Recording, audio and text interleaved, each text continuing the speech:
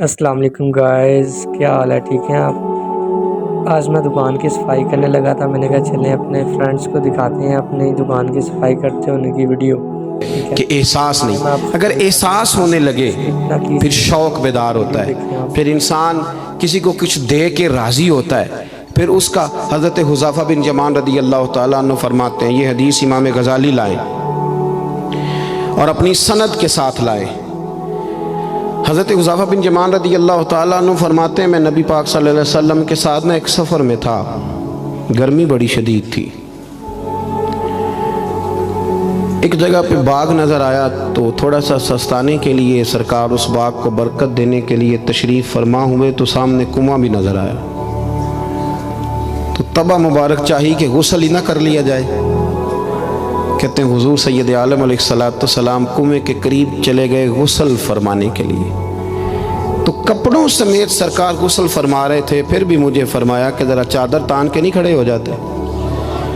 یہ نا زیادہ شرم والا ہوتا ہے کھلا لباس، اس میں زیادہ احساس ہوتا ہے. یہ گرمیاں آتی ہیں نا تو سمجھدار آدمی بھی خالی بنیان میں گھومنے لگتا ہے، سیاںا بندہ بھی اچھا نہیں لگتا، تہذیب کے مطابق نہیں. ہماری وزاداری جو ہوتی ہے وہ باہر نہیں، گھر کے اندر بھی ضروری ہوتی. بیٹیاں ہیں، بہنیں ہیں گھر کے اندر، بڑا اچھا رویہ انسان کا ہو تاکہ خوبصورتیاں اور خوشبوئیں بکھریں. کپڑوں سمیت غسل فرما رہے ہیں اور حضرت حذیفہ بن یمان کہتے ہیں میں چادر تان کے کھڑا ہو گیا.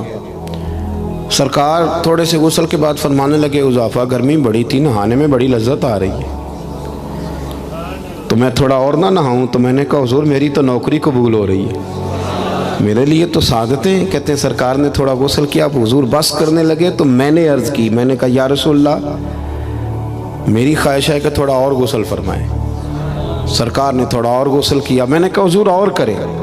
کچھ دیر حضور غسل کرتے رہے. تکمیل غسل پر میں بڑا راضی تھا، کلیجہ بڑا ٹھنڈا تھا کہ آج میری خدمت قبول ہوئی، آج میرے حصے میں یہ سعادت آئی. کہتے ہیں جب میں فارغ ہوا نا تو حضور فرمانے لگے چل اب تو بھی غسل کر، تو بھی غسل کر اب. تو میں غسل کرنے لگا تو فرمایا ادھر دیکھنا میری طرف.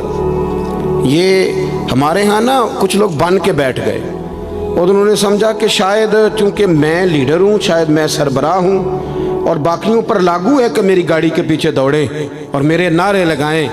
دیکھو جب انسان انسانوں کے اندر احساس پیدا کرنے کی طرف دیکھے گا تو سب سے پہلے میرے محبوب کی زندگی سے درس حاصل کرے گا. سرور کائنات صلی اللہ علیہ وسلم نے کہا غسل کرو. کہتے میں غسل کرنے لگا تو محبوب فرمانے لگے چادر مجھے دو، میں تان کے کھڑا ہوتا ہوں. کہتے ہیں میرے تو پیروں تلے زمین نکل گئی. میں نے کہا یا رسول اللہ صلی اللہ علیہ وسلم مہربانی فرمائیں آپ یہ نہ کریں. تو حضور نے فرمایا تو نے کیا ہے نا تو میں کیوں نہ کروں. کہتے ہیں اب حضور نے حکم دیا تو میں نے چادر سرکار کو پیش کر دی. حضور تان کے کھڑے ہو گئے تو میں جلدی سے غسل کر کے فارغ ہو گیا. میں نے کہا حضور نہا لیا ہے. فرمایا حذیفہ مجھے گرمی لگ رہی تھی تو تمہیں بھی لگ رہی ہوگی نا، صحیح کر کے غسل کرو. کہتے ہیں میں غسل کر چکا، یارو ذرا اس کی لذت تو محسوس کر لو. کوئی حرج نہیں یار، اگر کوئی کام ہمیں کبھی اپنے ہاتھ سے کرنا پڑ جائے کوئی مسئلہ نہیں. اگر آسمانوں پہ چلو گے تو زمین والوں سے پیار نہیں بڑھے گا، اور اگر زمین والوں کے بیچ رہو گے پیار کرو گے تو محبتیں بڑھیں گی. حضرت حذیفہ بن یمان کہتے ہیں کہ میں پھر تھوڑی دیر غسل کے بعد عرض کی حضور کر لیا غسل.